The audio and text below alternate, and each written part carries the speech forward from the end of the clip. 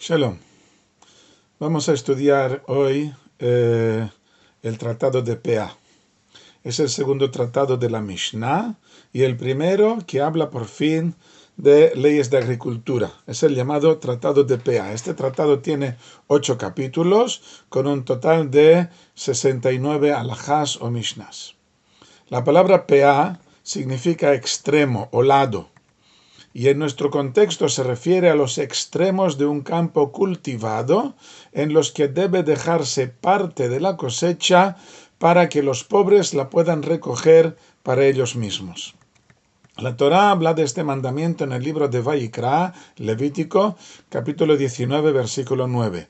Cuando seguéis la siega de vuestros campos, no acabes de segar el extremo de tu campo, ni tampoco recojas el rebusco de tu siega.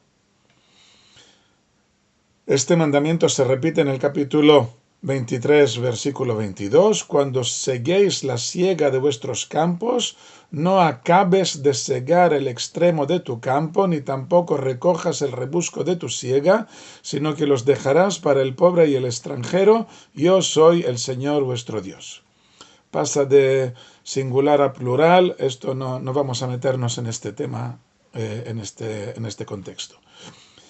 La Torá no dice qué tamaño debe tener el terreno abandonado para que lo disfruten los pobres. Y la Mishnah dice que efectivamente no tiene medida fija. Y menciona la Mishnah que hay otros mandamientos que tampoco tienen cantidad fija, como por ejemplo la ofrenda de peregrinación, las primicias, la ayuda al prójimo y el estudio de la Torá, sino que dependen del buen corazón de cada uno. Los hay que se contentan con el mínimo, mientras que otros lo llevan hasta el máximo de que son capaces. Pero los sabios sí que establecieron una medida mínima para la Peah, un sesentavo del campo. Tampoco sabemos qué significado tiene exactamente esta expresión de Peah, el extremo. Si se refiere precisamente al extremo final del campo, cuando ya estamos a punto de acabar la siega, o si puede dejarse al comienzo o en otra ocasión, ya que la Peah está exenta de sacarle el diezmo. Y si le damos al pobre un producto que no es Peah, primero debemos sacarle el diezmo a nuestra cuenta antes de darle tal producto. Y por lo tanto nos interesa saber cuál de estos terrenos es exactamente considerado Peah y cuál no. A veces se empieza la siega temprana y se dejan en lagunas que aún están verdes, y que se sigan más tarde, y debemos saber si hay que dejar Peah de nuevo para estas lagunas que han ido quedando. Todo esto son preguntas que se hace la Mishnah y a las que da sus respuestas diferentes, que esto no lo vemos aquí, esto hay que estudiarlo profundamente. Tal vez en otro curso podamos hacer esto un estudio más profundo. También debemos saber qué productos quedan incluidos en el mandamiento de Peah. Está claro que no son solo productos de agricultura. Al contrario, está claro que son solo productos de agricultura, pero además deben ser comida. No solamente agricultura, sino también comida. Por ejemplo, el algodón no es comida, por lo tanto del algodón no es necesario dejar Peah, y deben ser productos que se sigan todos de una vez, y no como los tomates o los higos que se recogen un poco cada día. También se trata de productos que pueden ser almacenados por largo tiempo sin que se estropeen y que tengan dueño, por supuesto. Si son alimentos que crecen espontáneamente en un campo que no pertenece a nadie, esto no tengo obligación de dejar Peah. La Mishnah también especifica qué es un campo. Si hay un río u otros obstáculos que dividen el campo en dos, aunque se coseche el mismo producto, ya serán dos campos diferentes y hay que dejar una Peah en cada uno de estos dos campos. Lo mismo cuando en un solo terreno se cultivan dos productos diferentes, cada uno de ellos es un campo diferente y deberá dejarse una PA en cada uno de ellos. La PA no está destinada a relegar a los pobres a un estado de apatía, de acomodarse en su pobreza. Por lo tanto, la PA no puede ser recogida por el dueño del campo y ser entregada a los pobres, sino que ellos deben esforzarse en ir al campo y competir con otros pobres para poder adquirir algo. Por lo tanto, hay restricciones y no se puede recoger con utensilios que puedan herir a otras personas. Y hay normas que regulan de qué modo puede recogerse o cuándo se considera un atropello por parte de alguien. Si uno se echa encima de la PA o echa su manto sobre ella, esto no vale, esto está mal hecho.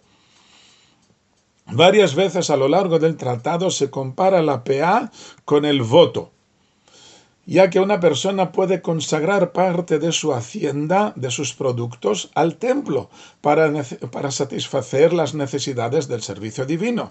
Por lo tanto, podemos ver la comparación en dos direcciones opuestas. Que los regalos que hacemos a los pobres tienen el mismo valor que las ofrendas, y que podemos satisfacer de este modo nuestro deseo de complacer al Creador. Y por otra parte, que también las ofrendas al templo son tan importantes como las ayudas dadas a los necesitados, ya que cuando se abre la mano del Creador para bendecirnos, todos salen ganando y hay comida para todos. A continuación, ya al final del cuarto capítulo, el tratado pasa a explicar las leyes del leket. Es lo que en castellano podríamos llamar el rebusco. Se trata de espigas o de granos que han caído durante la siega y que los mismos versículos que hemos visto al principio declaran que pertenecen a los pobres. Pero en realidad no todo lo que caiga durante la siega pertenece a los pobres.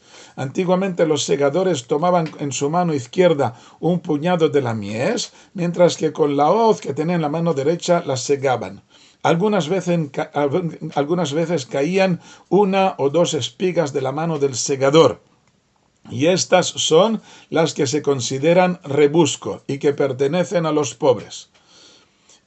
¿Y qué ocurre cuando un rico está de viaje y se ha quedado sin comida hasta el punto de tener que tomar leket o PA? ¿Tendrá que devolverlo cuando regrese a su casa, ya que en realidad no es pobre? ¿O decidimos que en aquel momento era pobre y lo tomó legalmente? El tratado también menciona, ya en el quinto capítulo, otro mandamiento, el del olvido. Se refiere al mandamiento mencionado en la Torá, libro de Devarim, Deuteronomio 24:19, que dice: cuando siegues tu siega en el campo, en caso de olvidar una gavilla en el campo, no regresarás para tomarla, sino que será para el extranjero, el huérfano o la viuda, para que te bendiga el Señor tu Dios en todos tus actos. Puede tratarse de una gavilla, como bien dice el versículo, o incluso de una sola espiga que no ha sido segada junto con las demás. Me olvidé especificar qué significa olvidarse. ¿Se trata de un olvido momentáneo, pero que al cabo de un tiempo me voy a acordar? ¿O de un olvido que no hay posibilidad de acordarse, según las circunstancias? O, por ejemplo, en caso de segar de noche y de no ver si ha quedado algo abandonado, ¿se considera esto olvido o no? Todo esto lo especifica la Mishnah. Hay que estudiar la Mishnah dentro para ver de qué trata exactamente, cuáles son las respuestas a todas estas preguntas que vamos formulando aquí. En el séptimo capítulo vemos que también en los árboles hay ley de olvido, de leket y de PA. En la viña hay un versículo que habla también de un tipo de racimos de uvas que ha crecido defectuoso, lo que se llama en castellano un aborto de uva. En hebreo se llama olelet, que puede ser traducido por niña, o sea, que aún no ha crecido suficiente. En el libro de Vayikra, Levítico, capítulo 19, versículo 10, dice que no debes recoger estos racimos subdesarrollados, ni tampoco los granos caídos, por lo que debemos decidir cuándo se trata de una olelet y cuándo no. O sea, ¿qué aspecto tiene una olelet, un aborto de uva? ¿Y qué ocurre cuando todos los racimos de la viña han crecido defectuosos? ¿Tendré que abandonar toda la viña para los pobres o me la puedo quedar para mí? El último capítulo, el 8º, quiere averiguar cuándo dejamos de considerar que estos alimentos que hemos dejado en el campo para los pobres dejan de ser propiedad de tales pobres y pueden, ya todos los que quieran, pueden entrar en el campo y recoger todo lo que encuentren. ¿Cuál es el momento que decide que hasta ahora es lógico que sea para los pobres, pero a partir de ahora ya cualquiera puede entrar? A continuación, queremos saber hasta qué punto podemos fiarnos de los pobres que dicen que tal comida está hecha con productos recogidos como peá, olvido o leket y que por lo tanto están exentos de extraer sus diezmos. El caso es complicado, ya que no acabamos de fiarnos de los pobres, de que los pobres extraigan los diezmos de lo poco que tienen. Y si nos ofrecen algo para comer, debemos extraer nosotros tales diezmos antes de poder comer. Pero si se trata de productos de los que no debían extraer diezmos, leket, shijá y peá, todos estos no necesitan extraerse diezmos, entonces ya no hay problema. Por lo tanto, debemos averiguar si podemos fiarnos de ellos cuando afirman tal cosa. Las 5 últimas Mishnás hablan de otros regalos para los pobres.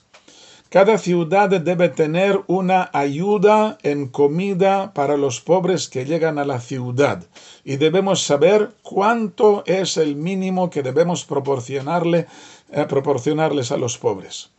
Y a partir de qué fase una persona puede considerarse ya un pobre. No sea que, por una parte, algunos intentan aprovecharse del bien público cuando en su casa tienen suficiente comida o dinero, y por otra parte, que a nadie enferme de inanición por miedo a tomar comida que no le pertenezca. Vemos por tanto que en este tratado regula lo que el Talmud llama los regalos a los pobres, establecidos por la misma Torá, que forman la base de la sociedad judía en la que el pobre no es una persona a quien el Creador ha desamparado, sino todo lo contrario, a quien el Creador ha puesto bajo nuestra responsabilidad y a quien Él quiere y ama especialmente, como dice el Salmo 68, versículo 6, que Dios es el padre de los huérfanos y defensor de las viudas. O en el profeta Isaías, capítulo 57, versículo 15, estoy con el oprimido y el alicaído, para dar vida al espíritu de los humildes y para vivificar el corazón de los oprimidos. Por lo tanto, empezamos nuestros estudios después del primer tratado que habla de las bendiciones al Creador, con los regalos que el mismo Creador nos encarga que hagamos a los necesitados, construyendo de este modo una sociedad de buen corazón. Shalom.